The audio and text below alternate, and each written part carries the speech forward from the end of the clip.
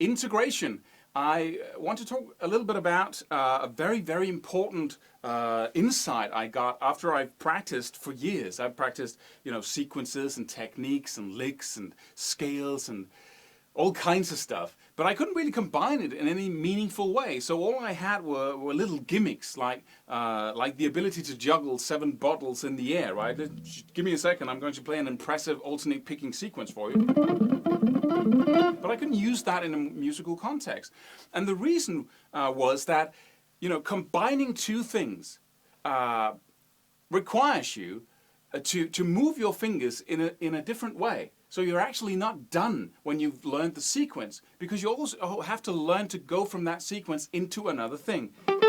And that goes for the right hand and the left hand. So what I recommend that you do is to use as many techniques as you can and try to blend them so they become they're seamlessly combined. So if you have a 6-note lick or sequence, you 6 notes up, you might practice that with alternate picking.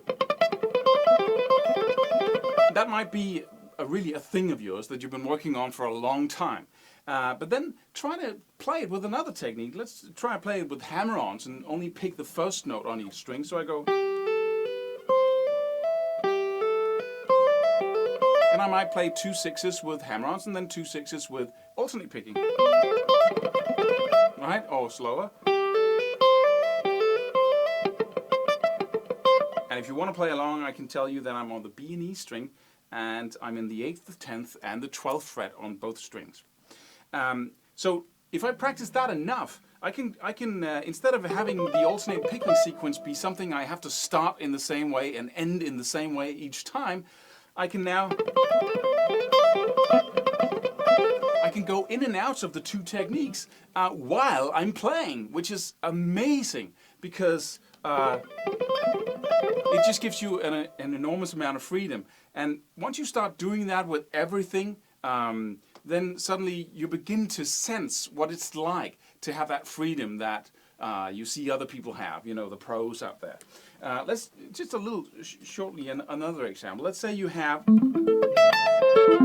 an A minor sweep picking arpeggio where you have 2 notes on the first string, 2 notes on the last, and then just 1 note on each string in between. If I I can practice that. But once I'm done practicing that, that's all I know. I can't use it anywhere. So what I have to do is I have to make sure that I can do something up here, or I can go into some legato, right? That I can shift to another thing right there, or to alternate picking, right?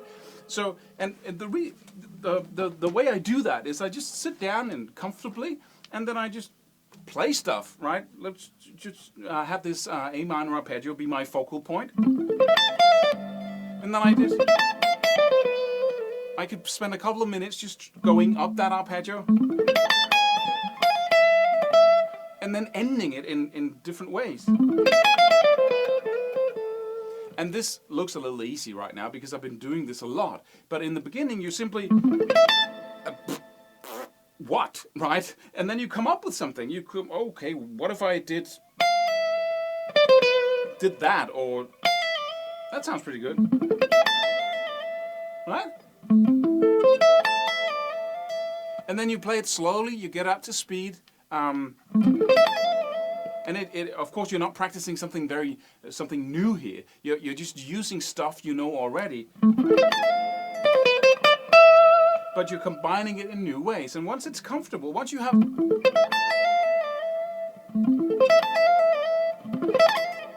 it's comfortable and it feels easy, then you can move on to combining or ending it in a different way.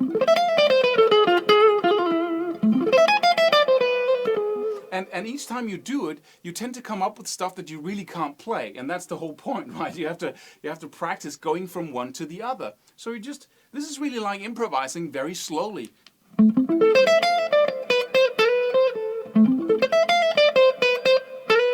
And And it's not going to sound like this, if you've never done this before, it's not going to sound like that. You have to, get it up to speed, so you might come up with a little idea, then you spend 2 minutes just getting it up to speed. And if you can't play it after 2 minutes, it's probably because you're practicing something you haven't played before. And that's not the point of integration. The point of integration is just play what you know already, but combining it. The same thing goes for any other thing that we want to learn. Now, we've been talking a little bit about the techniques and trying to play with different techniques. The same thing with different techniques. But as I just did here, you can also go from sweep picking to legato, from sweep picking to alternate picking, right? Like I did here. But at the same time, you can practice beginning and ending your sequences, or beginning and ending your licks. So for instance, if I have this simple 6-note lick, 6 notes up, how am I going to use that in an actual playing situation? Well,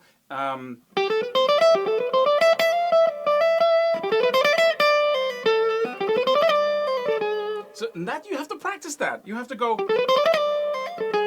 you have to actually practice. And each time you get a new idea, just playing 6 notes up and then using your middle finger to play a middle note is a little challenge if you haven't done it before. Or you might want to slide up for a cool ending there, so you go, for instance, right? And that requires you to play your 6-note sequence, then pick the middle note in the 10th fret and then slide it up to the 15th fret. And this is a little thing that you have to practice. Because when you've been practicing the 6-note lick over and over and over and over again, in your brain you have a pattern that says, once I'm finished with those 6 notes, I have to go back to the first one again. And you've been trained like a dog to do that thousands and millions of times, right? If you've been just practicing and practicing and practicing, so the only thing you can do now is, and you have to break that pattern. So you go, oh, a new thing there. Or, right? And you have to practice that. And as I said, it doesn't sound like this if you've never done it before. It sounds more like this. Because you have to break the pattern in your mind. And you, right? And then you play that a couple of times. Once it's easy, right? Then you just move on. And that's it. And then in the end, what that becomes is this.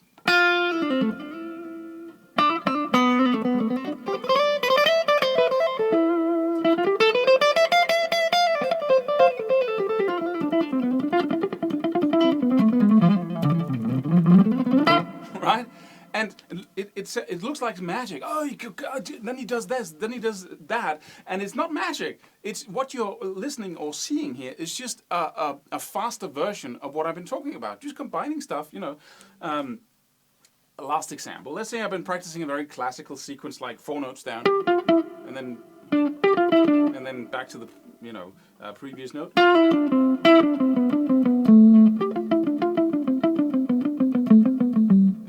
In order to use, or the other way, in order to use all the work I've done to learn that sequence and play it through scale shapes, in order to use that work, I have to go combine it with a sequence I learned just previously, perhaps. Let's say I learned this sequence.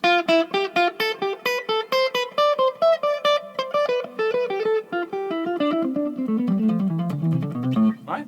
And now I want to combine it with,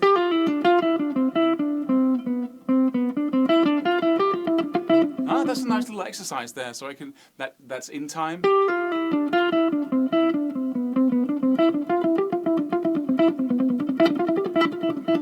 Right? Right? And then I have these two together, so now I can go, or of course I have to practice combining them in more than one way. I could also go up.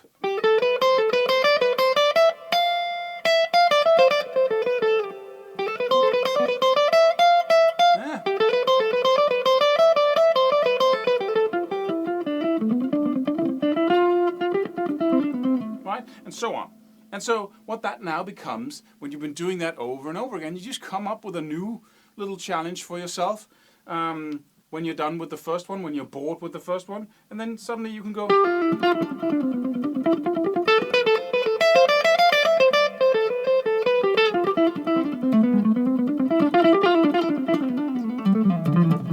Right? And that's what comes out of that. And you know, it's not a practice session where you're all focused on what am I doing here, and I have to have a system for this, and I have to, you know, go step by step. No, you just come up with stuff, because that's really what it's about, right? Soloing and improvising, if that's what you're doing. And then that gradually becomes that fluent playing style. And this process here is what you spend, and you can talk to people while you do it even, once you get into the habit of doing it. But this is the first step to putting on a jam track, and then taking that new fluency there that you have in your hands, and, you know, turning this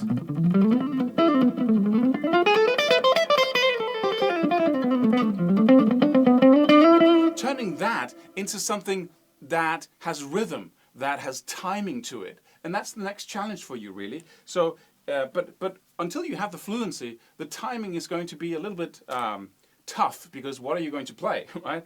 So, but once you can play, then suddenly 1, 2, 3.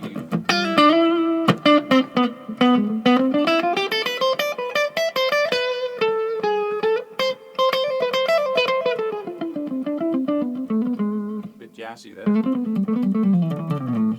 But then you suddenly have the foundation, or the basis for developing fluency as the music plays, which is a slightly different discipline. So those are the words on integration. I hope you'll really try to do this, and it might be a little bit hard in the beginning, but just don't give up. Once you discover how powerful this is, and what a huge difference it means to your playing if you do it every day, then you'll get hooked.